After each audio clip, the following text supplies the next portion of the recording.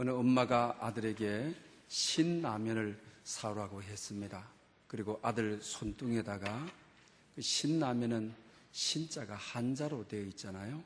그래서 신라면이라고 써줬습니다. 그래서 아들이 슈퍼마켓에 도착을 해서 손등에 있는 그림을 봅니다. 아줌마, 투라면 주세요. 이러더라고 하는 것입니다. 여러분, 이 신자가 한자다 보니까 티읕자처럼 우리가 읽어질 때가 있죠. 아들도 한자로 읽어야 되는지, 그리고 또 한글로 읽어야 되는지 혼란을 느낀 것입니다. 오늘 이 시대가 대단히 우리가 혼란한 시대에 살고 있습니다. 편리한 문화의 혜택을 받으면 받을수록 인간은 평화를 누리는 것이 아니라 불안을 누리게 된다고 하는 사회학자의 이야기입니다.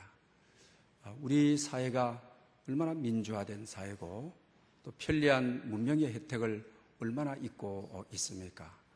그러나 최순실 국정농단 사건으로 정치가 대단히 불안한 가운데 있습니다. 또 경제가 엄청난 불안한 가운데 있습니다. 또 교육계가 지금까지는 우리 학생들은 입시 제도라고 하는, 이것은 공정하다고 하는, 누구든지 이곳에는 예외가 없다고 하는 이 룰을 깨지는 학생들이 너무 공허해서 학생들이 길거리로 나오는 이런 혼란한 사태에 있습니다. 또 뿐만 아니고 사회적 여러 측면에 있어서의 불안이 도사리고 있는 것입니다. 우리 개인적으로도 오늘 이 시대에 어떻게 우리가 살아갈 것인가, 불안의 문제가 우리 삶의 문제가 되었습니다. 이와 같은 불안한 시대에 오늘은 대림절 두 번째 주일은 평화의 주일입니다. 오늘 우리에게 위로를 주시는, 평화를 주시는 메시지가 있습니다. 평안을 너에게 끼치노니 곧 나의 평안을 너에게 주노라. 내가 주는 평안은 세상에 주는 평강과 다르느니라. 너희는 마음에 근심하지도 말고 두려워하지도 말아라. 이렇게 말씀하시고 계시는 것을 봅니다. 나의 평안을 너에게 주노라. 오늘 이 말씀을 우리 마음에 새기고 불안하고 문제가 많은 오늘 이 시대에 정말 평화를 누리고 또 평화를 유지하며 어떻게 살아갈 수 있는 것인지 오늘 본문을 통하여 여러분 마음속에 평화를 누리고 이 평화의 은혜를 받는 여러분들 될 수 있기를 축복합니다. 정요한 집사님에 대한 이야기를 들었을 것입니다. 이분은 평양음악대학교 출신입니다. 그리고 러시아에 유학을 가서 차이코프스키 음악원을 나오게 된 분입니다. 그리고 자기 또 평양으로 가서 자기 모교인 평양대학교에서 음악대학에서 자기 자신이 교수로 있게 됩니다. 그리고 김정일 음악단에 우리가 단장으로 있게 됩니다. 그러는 가운데 동유럽에 이제 교환 교수로 가게 됩니다.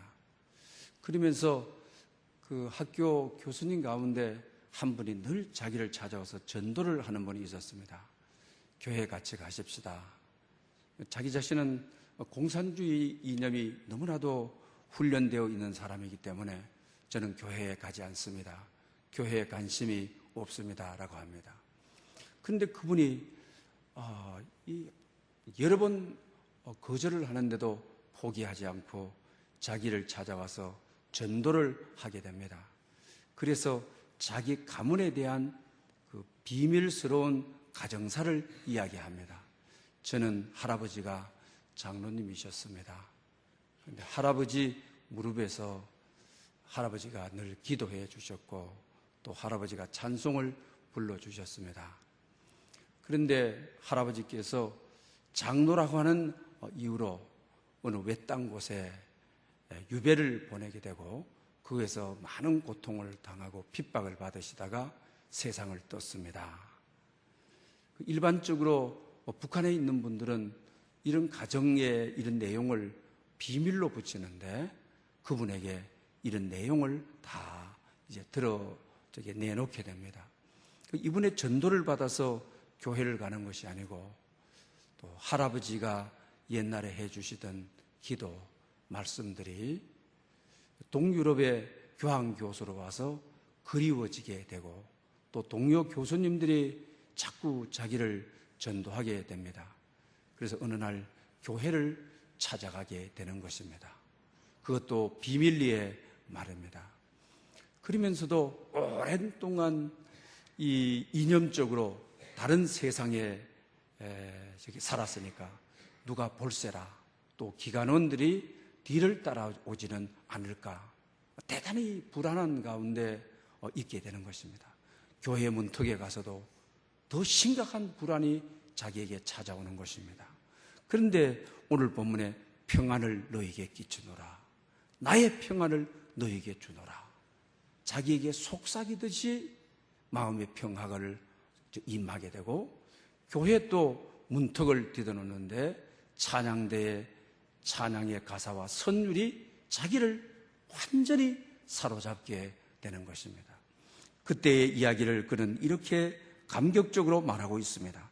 세상에 태어나서 그날처럼 눈물과 콧물을 흘리며 감격스러워했던 적이 없었습니다. 찬송과 가사와 음률이 저를 온통 뒤흔들어 놓은 다음 이번에는 저의 인생을 송두리째 사로잡는 말씀을 들었습니다. 진리를 알지니 진리가 너희를 자유하게 하리라는 말씀을 들었는데 그날의 예배가 저의 운명을 바꾸었습니다. 이렇게 해서 동유럽에서 몰래 교회를 다니게 되는 것입니다. 그러는 가운데 자기 자신이 교회를 다닌다는 것을 이제 북한 정부에서 알게 되고 북송 조치를 취하게 되는 것입니다. 그때 자기 자신이 탈북을 결정을 하고 대한민국으로 오게 되는 것입니다. 그리고 여러 가지 조사를 받은 다음에 가장 먼저 간 곳이 대형 교회를 먼저 갔습니다. 그리고 대형 교회들마다 오케스트라가 다 있는 것입니다. 자기 자신은 바이올리니스트로서 외국에 가서 공부하고 또 김정일 악단의 또 단장으로서 이끌어갔던 사람이었는데 너무 감격을 했습니다. 이 교회는 오케스트라가 주일마다 진행이 되고 있구나. 너무 감격을 했습니다. 그리고 나서 자기 자신도 바이올린을 구하고 싶었습니다. 여유 있는 돈이라고 하는 것은 10만 원 뿐이었습니다. 그래서 종로 2가에 있는 악기점을 찾아가게 됩니다. 그래서 자기가 가지고 있는 돈은 턱도 없이 부족한 것이죠. 돈으로는 살 수는 없지만 한번 그거 바이올린을 타보자 그럽니다. 그러니 외국 유학까지 갔으니까 바이올린을 아주 참 타게 되는 것입니다. 그리고 돈을 모아서 다음에 오겠다 하고 이제 돌아오는데 그 악기점 주인이 자기 어깨를 치면서 선생님, 나는 우리 악기점에 유명한 분들이 와서 우리 악기를 사갔지만은 선생님같이 그렇게 찬송가를 그렇게 아름답게 타는 분을 못 봤습니다. 300만 원짜리 선물로 드리겠습니다. 그래서 선물로 그걸 받은 것입니다. 그리고 집에 돌아와서 찬송가를 펴놓고 밤새도록 하나님 앞에 바이올린을 통하여 영광을 돌렸다고 합니다. 그리고 이제 가정을 이루는 것이 우리 남한에 와가지고 탈북자들이 뿌리를 내리는 것이 아닙니까? 그런데 평양 그 음대에서 공부를 하다가 이 탈북한 김예자 집사님을 만나게 되는 것입니다. 선후배 사이가 되어지는 거죠. 그래서 또 가정을 이루게 됩니다. 그러면서 교회에서 이 오케스트라, 이 바이올린 대원으로 봉사를 하고 있고 또 교회 이곳저곳을 다니면서 하나님을 높이며 찬양하는 그의 모습을 보게 되는 것입니다. 그러면서 그는 이런 간증으로 자기의 삶을 마무리합니다. 북한에 있을 때 저에게 김정일 음악단 단장과 평양 음대 교수 등 여러 화려한 직함이 많았습니다. 그러나 남한에 와서 이 모든 직함보다 귀하고 소중한 직함을 얻었습니다. 그게 바로 집사입니다. 하나님을 마음껏 믿고 싶어서 탈북한 사람이다 보니 저에게 집사보다 더 귀한 직함이 없습니다. 여러분은 집사님으로, 권사님으로, 또 장로님으로 정말 여러분의 직함을 얼마나만큼 귀중하게 여기고 있습니까? 정말 우리를 부끄럽게 하고 있는 것을 보게 됩니다. 정요한 집사님, 탈북 가정에서도 엄청난 불안이 도사리고 있는 것입니다. 또 자기 조국 평양으로 돌아가는 것도 북송당하는 엄청난 위험이 있는 것입니다. 또 국내에 와서 뿌리를 내린다는 것도 엄청난 불안이 자기를 사로잡고 있는 것입니다. 그때 그는 평안을 너희에게 끼치노니, 교회에 가면서 그 불안했던, 이러지도 못하고 저러지도 못한 자기 삶에 나의 평안을 너에게 주노라. 하나님께서 그에게 평안을 주심으로 탈북도 잘 하게 되었고, 또 국내에 와서 또 할 일도 만나게 되고, 또 이 불안한 세상에 직장을 찾는다는 것이 얼마나 어렵습니까? 또 한국에 와서 또 가정을 이룬다는 것도 쉽지 않았지만 정말 하나님의 평강이 그를 인도하여 주셨기 때문에 오늘의 그가 있게 되는 것을 보게 되는 것입니다. 그렇다고 한다면 여러분, 평안이란 무엇을 평안이라고 하는 것입니까? 오늘 본문에 평안을 끼치노니 나의 평안을 너에게 주노라고 말하고 있습니다. 구약에 있어서는 히브리 말로 평안을 샬롬이라고 말을 합니다. 신약에 있어서는 그리스어로 에이네라라고 말을 하는 것입니다. 이 샬롬, 이 평안은 정신적으로만 평화이고 물질적으로 없는 그런 평화가 아니라고 하는 것입니다. 이 평화라고 하는 것은 정신적이고 또 육체적이고 또 사회적인까지도 만족을 주는, 영적으로까지도 만족을 주는 샬롬, 평화라고 하는 것입니다. 여러분, 오늘 우리 이와 같이 불안한 시대에 정치적으로 불안하고 또 경제적으로 기업을 하는 분들이 얼마나 불안을 하면 내일을 예측할 수 없는 우리 이 시대에 정말로 이 불안을 해소하는, 원래 이 평화라는 영어로 피스로 전쟁이 없어지는 것이죠. 문제가 없어지는 것이죠. 그때 쓰여졌던 것이 원래 샬롬이라고 하는, 에이네라라고 하는 평화를 말하는 거죠. 평화의 목적은 전쟁이 없어지는 것입니다. 문제가 해결되는 거예요. 불안이 해소되는 것입니다. 이것은 물질적인 것만이 아니고 영적으로 사회적인 것까지도 해결되는 아주 역동적인 살아있는 언어가 샬롬인 것입니다. 샬롬을 너희에게 끼쳐노니 곧 나의 샬롬을 너희에게 주노라. 불안한 개인 사정들, 불안한 국가적인 사정들, 불안한 직장의 사정들, 불안한 가정의 사연들 속에 불안을 해소하는 나의 샬롬을 주노라. 여러분 가정이나 불안을 몰아내는, 불안을 덮어버리는 그런 샬롬이 여러분에게 임하기를 원합니다. 그리고 이 샬롬이라고 한다고 하는 것은 하나님 관계에 있어서의 완전한 합평을 말하는 것입니다. 아픔이 있거나 그 다음에 슬픔이 있거나 가난이 있거나 상처가 있거나 이거는 샬롬이라 할 수 없습니다. 국가적인 전쟁이 있거나 국가적인 혼란이 있거나 사회적인 불안이 있거나 이것은 샬롬이 아닌 것입니다. 나의 양심과의 완전한 화평, 그리고 경제. 이 경제라는 것이 얼마나 중요합니까? 먹는 것 때문에, 마시는 것 때문에, 입는 것 때문에 염려하는 일이 있다면 이것은 샬롬이 아닌 것입니다. 오늘 나의 샬롬을 너에게 주노라, 나의 평안을 너에게 주노라, 이런 모든 것을 해소해버리는 평안. 얼마나 놀라운 평안입니까? 우리가 찬송가 부른 대로 큰 평안 임하는 것 아닙니까? 오늘 예배드리는 여러분, 또 여러분 가정, 또 이 나라 위에 정말 이 큰 평안, 이 놀라운 평안, 주님의 이 평안을 잊혀노라, 너희에게 주노라.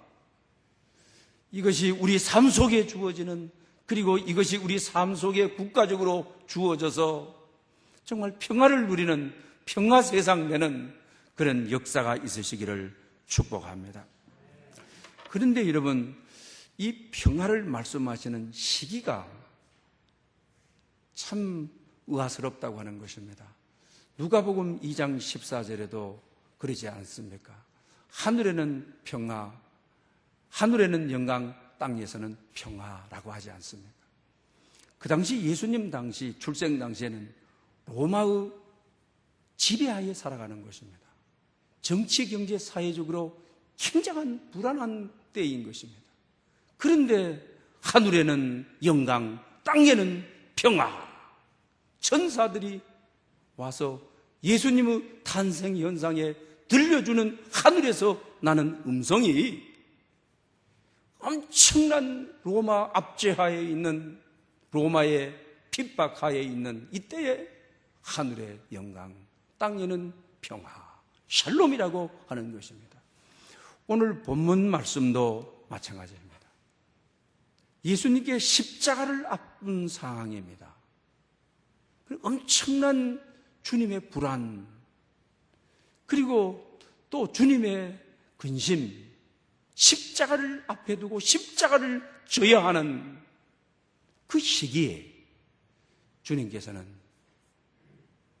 제자들을 향하여 평안을 끼치노니 나의 평안을 너에게 주노라고 이렇게 말씀하시는 것입니다. 주님이 편안한 상태에서 불안한 자들을 불러가지고 제자들에게 불안하지 말아라, 근심하지 말아라, 걱정하지 말아라, 두려워하지 말아라, 나의 평안을 너에게 준다. 이러면 이건 이해가 할 수 있는 것입니다. 그러나 주님의 탄생 당시에도 주님 자신에게도 정치적, 사회적으로 대단히 불안한 상태였습니다. 또 오늘 본문도 십자가를 앞두고 자기 자신이 십자가를 져야 하는, 죽어야 하는, 십자가의 처참한 죽음으로 인생을 마쳐야 되는 그 앞에 주님은 어떤 분이시기에 평안을 너에게 끼친다, 나의 평안을 너에게 주노라, 내가 주는 평안은 세상이 주는 것과 같지 않다. 얼마나 시대가 근심이 많은 때인데 마음에 근심하지 마. 얼마나 십자가를 앞에 두고 두려움에 떨고 있을 때인데 두려워하지 말라, 이러시는 것입니까? 여러분, 이 내용은 오늘 우리를 살아가는데 대단히 중요한 말씀입니다. 또 대림절 기간, 대림절이란 주님을 오심을 기다린다고 하는 절기 아닙니까? 우리가 성탄을 기다리고 있습니다. 다시 오실 주님을 기다리고 있습니다. 시대가 혼란합니다. 그러니 주님처럼 우리도 정말 이 평화 어떻게 누릴 수 있겠습니까?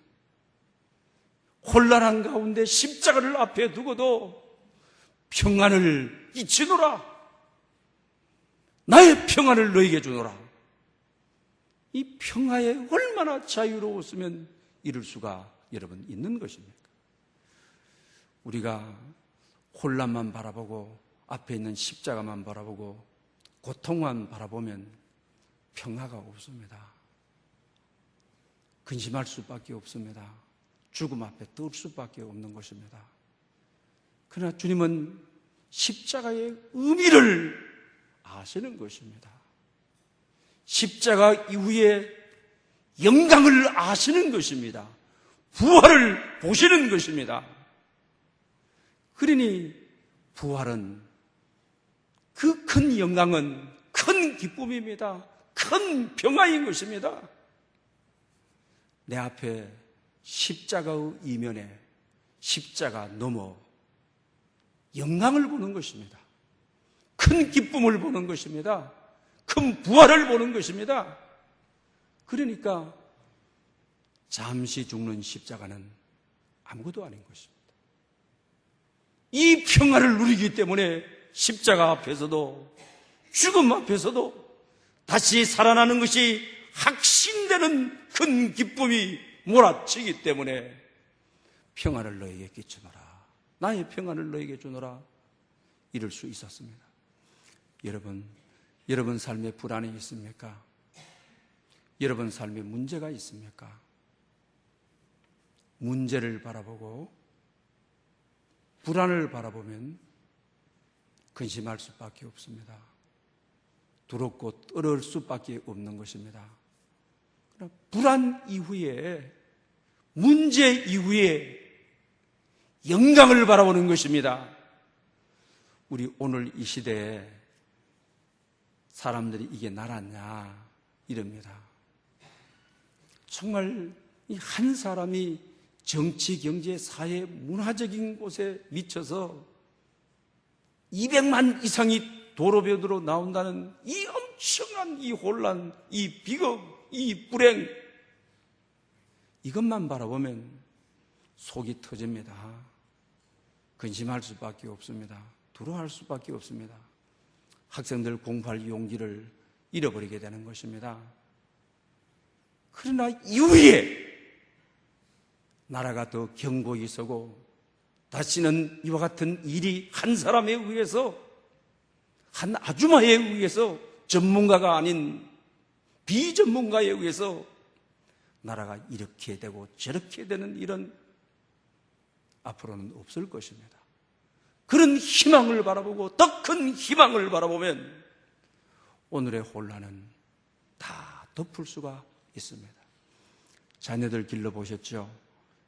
자녀들 건강할 때는 공부해라, 좀 열심히 해라, 좀 책도 많이 읽어라.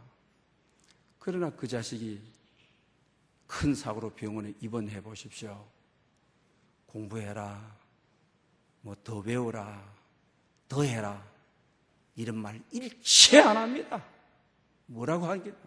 사람은 다오, 사람은 와서 돌아와다오. 큰 문제 앞에 작은 문제를 가지고 말하지 않습니다. 마찬가지로 오늘의 우리 삶에 불안에 놓여 있다면 그것이 경제적인 불안이든 미래에 대한 불안이든 삶에 대한 불안이든 문제든, 여러분 문제만 바라보지 마시고 주님이 십자가만 바라봤다면 어떻게 평안을 너에게 끼쳐놓으라 할 수 있는 것입니까? 십자가 이후에 영광을 바라보았습니다. 부활을 바라보았던 것입니다. 그러므로 이 평안은 어떤 평안을 말하는 것이냐? 정말로 우리 삶의 모든 문제와 근심과 두려움을 해소해버리는 평화, 십자가의 고난과 죽음을 해소해버리는 큰 평화, 큰 기쁨.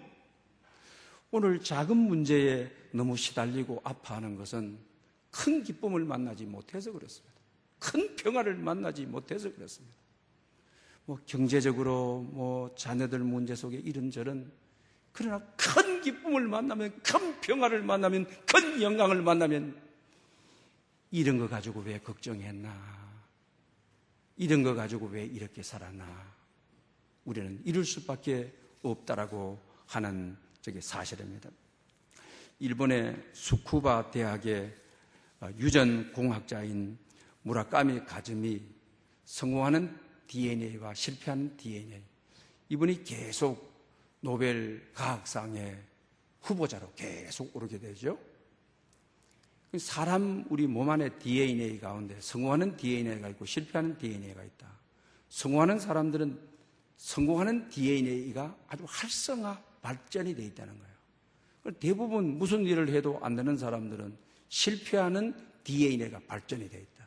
실패하는 DNA는 부정적인 삶을 살고 부정적인 말을 하고 불평하고 원망하고, 그런데 성공하는 DNA를 활성화시키고 발전해가지고 성공하는 사람이 될 수 있다. 그 방안을 두 가지로 말합니다. 긍정적인 삶과 감사다. 우리가 지금까지 실패했다 할지라도 우리 안에 성공하는 DNA, 실패하는 부정적으로 살아가는 이 DNA를 활성화시키지 말고 이게 다 잠재워 놓고, 그 다음에 내 안에 있는 긍정적인 삶을 사는 감사하게 살아가는 이 DNA를 활성화시키고 발전시키게 되게 되면 성공할 수가 있다. 오늘 이 시대에 정말 우리는 감사하면서 살아야 되는 것입니다. 왜?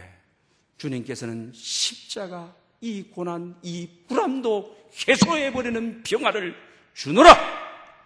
이걸 받은 우리입니다. 이걸 믿고 살아가게 되게 되면, 정말 우리가 감사하고 살아가게 되게 되면 우리 삶에 이것이 활성화가 되어서 우리는 성공할 수가 있습니다. 영적으로 성공할 수가 있습니다. 육체적으로 성공할 수가 있어요.